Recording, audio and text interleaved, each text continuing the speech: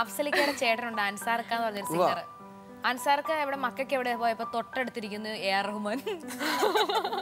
ഒരു സിംഗർ എന്ന നിലയിൽ അദ്ദേഹം അടുത്ത് വന്നും കൂടി ഇരുന്ന് കഴിഞ്ഞാൽ നമ്മൾ വേഗം പാട്ട് കേൾപ്പിക്കാൻ നോക്കും, അല്ലെങ്കിൽ എങ്ങനെയെങ്കിലും കാലെ പിടിച്ച് ഭയങ്കര നമുക്ക് എന്തൊക്കെ ചെയ്യേണ്ടത് നമുക്ക് അറിയത്തില്ല. അൻസാർക്ക് ഒരു വാക്കുപോലും മിണ്ടില്ല. ഒരു എന്താന്ന് പുള്ളിക്ക് ഇപ്പോഴും മനസ്സിലാവുന്നില്ല, മിണ്ടാൻ പറ്റിയില്ല. റഹ്മാൻ ചോദിച്ചു അൻസാർക്കല്ലേന്ന് ചോദിച്ചു. അൻസാർക്ക തിരിച്ച് ചേട്ടന്റെ പേരെന്താന്ന് ചോദിച്ചു. അത് വെറുതെ അത് നമ്മള് ഇതാണ് കർമ്മു. ഓരോ കഥ കെട്ടുമ്പോഴും അല്ലെങ്കിൽ സെറ്റില് അല്ലെങ്കിൽ എന്തെങ്കിലും ഞങ്ങളിപ്പോ ചിരിപ്പിക്കുക. അങ്ങനെ പിഷാരടിയുടെ വൈഫ് പൂനെക്കാരത്തിയാണെന്ന് എനിക്കറിയാലോ. പ്രഷർക്കറിയില്ല, പൂനെയിലാണ് ജനിച്ചു വളർന്നത്. മലയാളം വായിക്കാനോ എഴുതാനൊന്നും അറിയാൻ പാടില്ല. അപ്പൊ ഹിന്ദി ഫിലിമൊക്കെയാണ് ഏറ്റവും കൂടുതൽ കണ്ടിരിക്കുന്നത്. അപ്പൊ ഇവനും സൗമ്യയും കൂടി ടി.വിയിൽ പടം കണ്ടിരിക്കുമ്പോൾ ജോൺ അബ്രഹാമിന്റെ പടം വരുന്നു. അപ്പൊ സൗമ്യ പറഞ്ഞു ഏട്ടനും ജോൺ അബ്രഹാമും ഒരേപോലെയാന്ന് പറഞ്ഞു. ഏട്ടനും ജോൺ അബ്രഹാം ഒരേപോലെയാന്ന് പറഞ്ഞു. അപ്പൊ അവന് കേൾക്കാനുള്ള കൊതികൊണ്ട് ഒന്നും കൂടി ചോദിച്ചു, ഞാൻ എന്താ നീ പറഞ്ഞത് ചോദിച്ചു. ഏട്ടനും ജോൺ അബ്രഹാമും ഒരേപോലെയാ. ആണോ? രണ്ടുപേർക്ക് അഭിനയിക്കാൻ അറിയാൻ പാടില്ലത്. അവനത് ഭയങ്കര സങ്കടത്തോടെ വിളിച്ചിട്ട് എടാ ഞാൻ വേലെടുത്ത് കൊടുക്കണം, ഞാൻ ഭക്ഷണം കൊണ്ട് കൊടുക്കണം. സൗമ്യ തന്നെ എന്നോട് ഇങ്ങനെ പറഞ്ഞപ്പോ എന്ത് ചെയ്യുന്നു.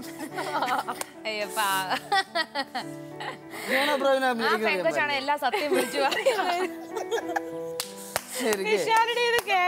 അവന് നമ്മളാരും പാരവെക്കേണ്ട ആവശ്യമില്ല, അവന്റെ കൂടെ തന്നെ അല്ല സ്വതസിദ്ധമായ കഴിവുകൊണ്ട് എങ്ങനെയെങ്കിലും കയറി വരുന്ന ഒരു കലാകാരൻ നമ്മളായിട്ട് പാരവെക്കേണ്ട കാര്യമില്ല.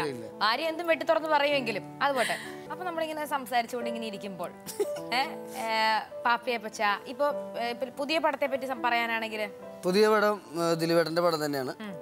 സൗണ്ട് തോമ ദിലീപേട്ടൻ ഒത്തിരി ഹെൽപ്പ് ചെയ്തിട്ടുണ്ട് അല്ലെ ധർമ്മുവിനെ. ദിലീപേട്ടനല്ലേ സിനിമയ്ക്ക് കൊണ്ടുവന്നത്.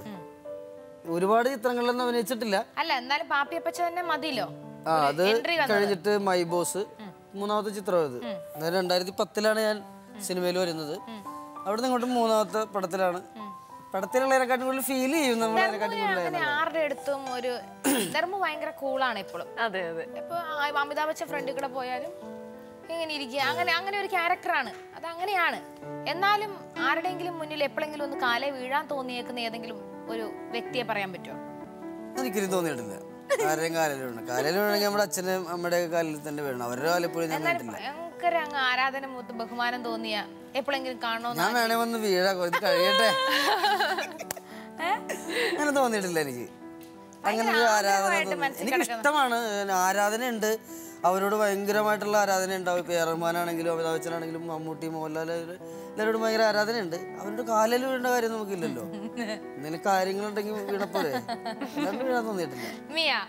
മിയയുടെ കാര്യത്തിലോട്ട് വരുമ്പോ നമ്മളിങ്ങനെ മിയയുടെ മുഖത്തോട്ട് നോക്കുമ്പോ അല്ലല്ല, കാരണം മിയ ഫസ്റ്റ് വരുന്നത് തന്നെ അൽഫോൻസാമ എന്ന സീരിയലില് മാതാവായിട്ടാണ് വരുന്നത്. എന്തൊരു ഒരു നിഷ്കളങ്കത, എന്തൊരു ഓമനത്തം. മിയയുടെ മുഖത്ത് വല്ലാത്തൊരു ഒരു ഒരു പ്രസരിപ്പുണ്ട് എന്നൊക്കെ ആരെങ്കിലും പറഞ്ഞിട്ടുണ്ട്. എന്താണ് മിയയുടെ ഏറ്റവും കൂടുതൽ? ഞങ്ങൾക്ക് മിയയുടെ സിനിമയിൽ വരുമ്പോൾ ഒത്തിരി ആരാധകർ വരും. പിന്നെ കത്തുകളിലൂടെയും ഫോണുകളിലൂടെയും ഞങ്ങൾക്ക് മിയയുടെ ചിരിയാണ്, അല്ലെങ്കിൽ കണ്ണാണ്, ചുണ്ടാണ് എന്നൊക്കെ പറഞ്ഞ് ഒത്തിരി ഫോൺ കോൾസ് വരും. അല്ലെങ്കിൽ ഞങ്ങൾക്ക് മിയ കല്യാണം കഴിക്കണം പറ്റുമോ, മിയ ഒന്ന് കല്യാണം കഴിച്ചതാണോ, എന്നാലും സാരവും ഞങ്ങൾ എന്നൊക്കെ പറഞ്ഞു വരുന്ന ആരാധകർക്കുള്ള മറുപടി എന്താണ്? ഇതുവരെ അങ്ങനെയൊന്നും ഉണ്ടായിട്ടില്ല. ഒരു കുട്ടിയെ നോക്കി വിശ്വസിക്കാൻ ബുദ്ധിമുട്ടുണ്ട്. അല്ല, ഫോൺ വന്നിട്ടുണ്ട്. പക്ഷെ അത് വിളിച്ചതൊക്കെ പെൺപിള്ളേരായിരുന്നു. വിളിച്ചതൊക്കെ ആൺപിള്ളേരാരും തിരിഞ്ഞു നോക്കിയിട്ടില്ല എന്നാണ്. ഇല്ല, ആരോ പാലായിന്ന് ആരോ വിളിച്ചായിരുന്നു. ഒരു ചെറുക്കൻ മാത്രമേ എന്നെ വിളിച്ചിട്ടുള്ളൂ. ചെറുക്കൻ പാലായി ചെറുക്കൻ പറയാ. പക്ഷെ അങ്ങനെ ജസ്റ്റ് പരിചയപ്പെടാൻ ഹായ് ബൈ പറയാൻ വേണ്ടിട്ട് വിളിച്ചതായിരുന്നു. അല്ലാതെ ശല്യമായിട്ടൊന്നും ഇതുവരെ അങ്ങനെയൊന്നും പറഞ്ഞിട്ടും ഒന്നുമില്ല. നല്ല കുട്ടിയാണ് കേട്ടോ.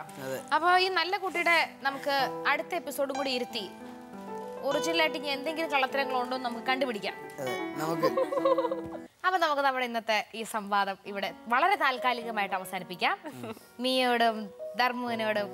ധർമ്മു എന്ന് വെച്ച് കഴിഞ്ഞാൽ നിങ്ങൾ രണ്ടുപേരെയും പ്രേക്ഷകർക്ക് അത്ര ഇഷ്ടമാണ്. എനിക്കും ഇഷ്ടപ്പെട്ടവരായതുകൊണ്ട് അങ്ങ് വർത്താനം പറഞ്ഞു മതിയാവുന്നില്ല. ചേച്ചി കൊണ്ടൊരു പാട്ട് പാടിക്കണ്ടേ? പിന്നെ നമ്മൾ രണ്ടാളും പാടുണ്ട്, പാടാൻ പറയണ്ട. നമുക്ക് ഏത് പാട്ട് വേണം? പാട്ട് ആരണ്യകം തോന്നണല്ലോ ഒളിച്ചിരിക്കാൻ. എവിടെയെങ്കിലും ഒളിച്ചിരിക്കാറുണ്ടായിരുന്നോ പാലയിലെ? സാറ്റ് കളിക്കുമ്പോൾ ഒളിക്കാറുണ്ടായിരുന്നു. അതുകൊണ്ടാണോ ഇത്ര ഇഷ്ടം? അന്ന് കളിക്കൂട്ടുകാരൻ ആരായിരുന്നു? എല്ലാരും ഒരുപാട് എല്ലാവർക്കും അറിയാവുന്ന കാര്യം. എന്നാ പോട്ടെ വീട്ടുകാരെ.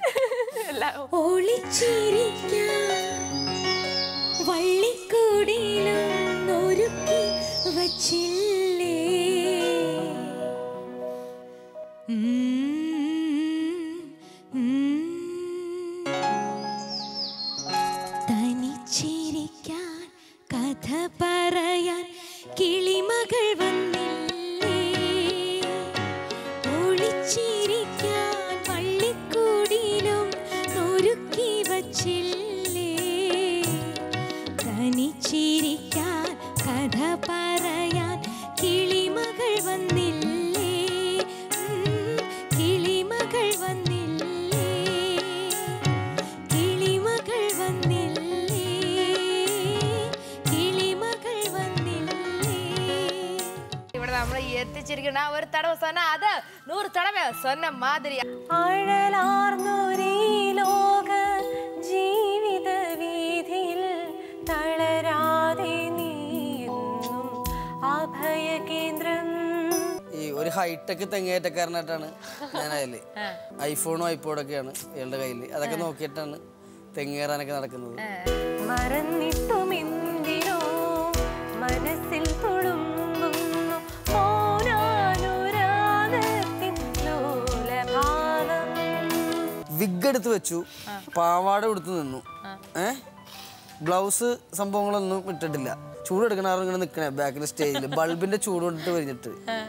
ഞാൻ നോക്കുമ്പോൾ എൻ്റെ ബ്ലൗസും സംഭവമൊക്കെ ഇരിക്കണ ഒരു ഇതും കൊണ്ട് ഒറ്റ എടുത്തന്നെ ഓട്ടമാണ് റബ്ബർ തോട്ടത്തിൽ.